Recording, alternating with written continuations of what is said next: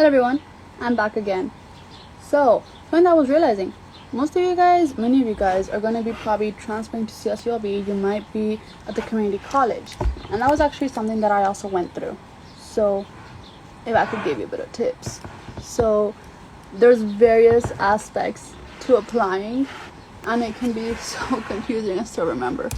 So definitely get a planner and have a buddy that's probably going through the same thing as you, because that way you can be reminding each other of what you have to do.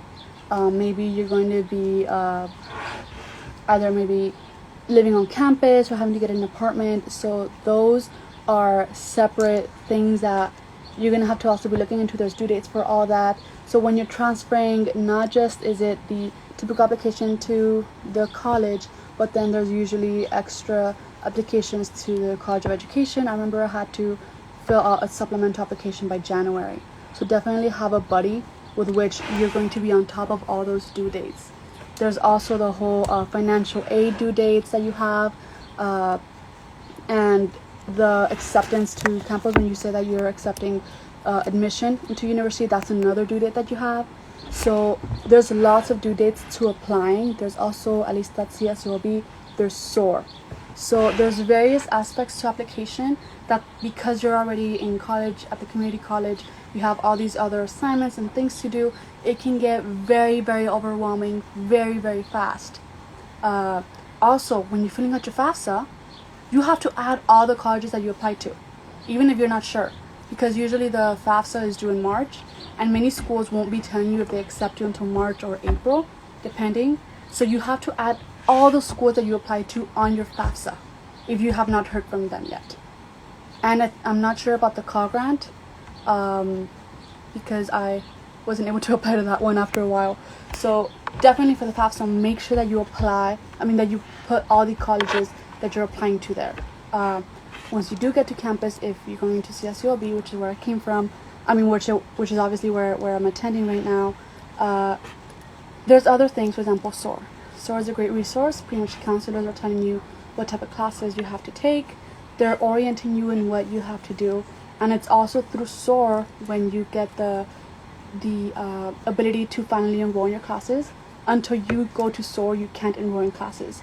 So enroll for the earliest SOAR possible. I did the opposite. I had a group of people, because I was at Cerritos Community College. They had this program called Teacher Track, so we were kind of like a little group of like 10 people that we were all going to Long Beach at the same time. So because nobody could do the earlier dates, we all waited until the last dates, and it became very, very stressful, because when we arrived to our SOAR, the last thing you do is enroll for classes, and we realized that the majority of classes were filled. So that's what I'm telling you from the get-go.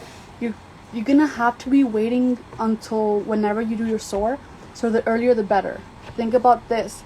At CSULB, they have pretty much a priority registration system. First seniors, then juniors. First super seniors, people are about to graduate, then seniors, then juniors, then sophomores, then freshmen. And many people have probably enrolled by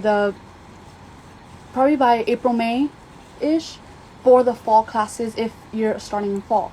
So SOAR isn't until May, June, July. So the later you enroll, the harder it is going to get classes. So definitely enroll for the earliest SOAR possible, and bring a buddy, because it's a lot of information and it gets, as I said earlier, overwhelming very fast. So bring your buddy, so that whatever you miss, there's a high probability that your buddy might not. So that's always a great idea. And also try to take a class or two together, at least one, because there's so much that's going on that at least having one person that you can chat with that knows where you're coming from can really help you for your mental health, for your social well-being. So definitely try. It's not always possible, but at least have like a break in which you can meet up, because you're going to want somebody with which to talk about what's going on. The campus is probably going to be way bigger than your community college. So that's why I also say you can get a bike. You can also use a scooter. I use the scooter to get around.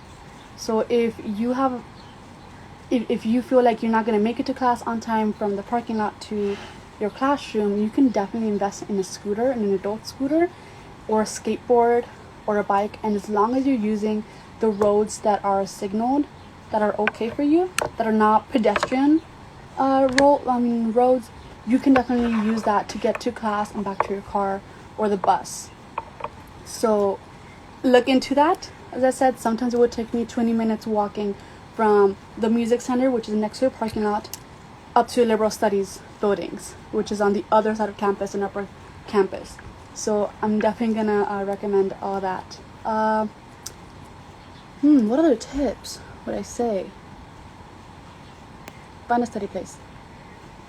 This is not just for transfer students, but for everyone. Find your study place, a place where you can actually focus, even if it sounds like the weirdest place. So most of my friends, they said that the place that they can study best is the library. It's amazing. The library has 5 or 6 floors, I believe 5, and then a basement. Some of them are for you to be able to talk openly. Some of them are for you to stay silent, so for silent studying. So for some people, that's what works best. There's a lot of light. For me, I get distracted easily. So where I like to study is actually this little place called the Nugget Grill and Pub. Because although it's very, very loud and there's a lot of movement, it's also kind of dim. So that actually helps me focus on my work and study. So as I said, even if it kind of seems a little bit unconventional where you can study on campus, if it works for you, it works for you. And you shouldn't have to really be explaining yourself to anybody else. Because that's what is going to help you be the best version of yourself and the best student you can be. So that is definitely not just for transfer students, but for everyone in general. And I think that finally, if you're still not planning on transferring yet, regardless of what community college you're in or of what campus you want to go to, I would definitely say create a connection with your counselor. I'm going to tell you pretty much, I was going to wait 1 more semester to graduate and transfer. And then my counselor told me straight up, what are you doing? The classes you're taking this semester are the requirements you need.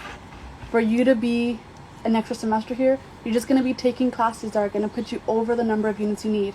You're not going to be able to transfer all of them anyway. So what are you doing? So as I said, make friends with your counselor. Check in with them at least once a semester. And this is not just for when you're in the community college. This also should be applying for when you're at the university you choose to be at.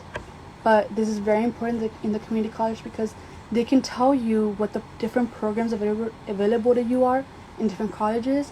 They can tell you what different classes you need depending on the college you want to go to. So make a connection with a counselor. Not just that, but they can tell you about internships that are available, not graduation requirements, classes you need, programs that are available. They can offer you so much. So definitely make a connection with one of them because they can save your career, your academic career at some points. As I said, I was about to be taking extra classes that I was not going to be able to transfer anyway. And they told me, yeah, you got 5 days to fill out the application, and they helped me fill it out. So make a connection with a counselor. Also, the transition is hard. So because you from high school to college to community college, it was a hard transition, but sometimes also going from the community college to a university can also be hard because it's another big transition. So be careful what you're eating. I started to notice with some of my friends and with I that because there were so many different options all of a sudden, we tended to start getting more stressed easily and we would tend to go into unhealthy habits. So definitely sometimes when you're going through those tough transitions, you have to be a little bit more mindful and choose healthy ways to de-stress. For example, CSUOB, we have our gym, the SRWC. Some of my friends went that way. I always had an excuse and I didn't. So that was not the best decision for me. But that is another thing that you can do. If your university has a gym that's free for you, like CSUOB has, I definitely recommend that you do it because they can have really nice gyms that are free and saves you money, saves you time, because you don't have to be driving to another gym. You can just like go grab your gym bag from your car after class and then go to the gym.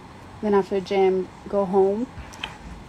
So that is another thing. Look into the coping mechanisms you're using, especially when you're stressed, because it is going to be a tough transition going from the community college to a university. So definitely look into that. Yeah. Now I'm wondering, do you guys have any questions? Maybe it's about the transfer process, maybe it's about BILA, or maybe it's about ITEP. But do you have any questions?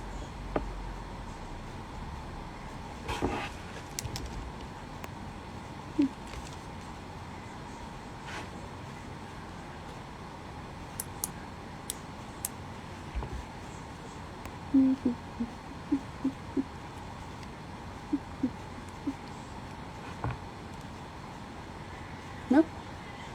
Remember that if maybe you're shy, you don't want to share a question or something, you can always make an appointment with a SAM. So if you want to make an appointment with a SAM, you can always send us a direct message. We can give you the link so that so you can make an appointment with them, and then we can talk. Maybe you have questions about the specific program you want to go in, and we can tell you. And if we cannot answer, we can always connect you with a counselor. Even if you're at the community college, we have a really great program and situation going on that our counselors can talk with students that aren't CSULB students. So they can talk to you about credentialing. They can talk to you about the different programs available here at CSULB. So I would definitely probably try and make an appointment with one of them or with one of us, the SAMs, if you're looking into CSULB as a possible university you want to attend, or if you're already attending. So that's definitely a point to keep in mind.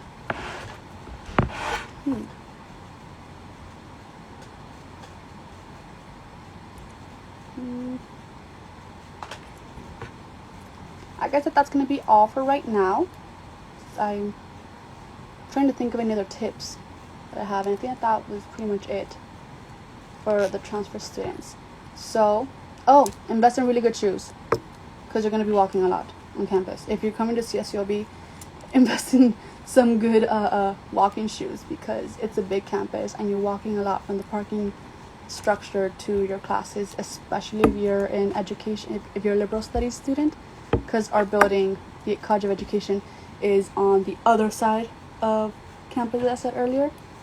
So yeah, it's gonna be a lot of walking. You're probably gonna lose some weight once you get there, because I was not walking, and then I started going to CSULB, and I was like, yo, this is not fair.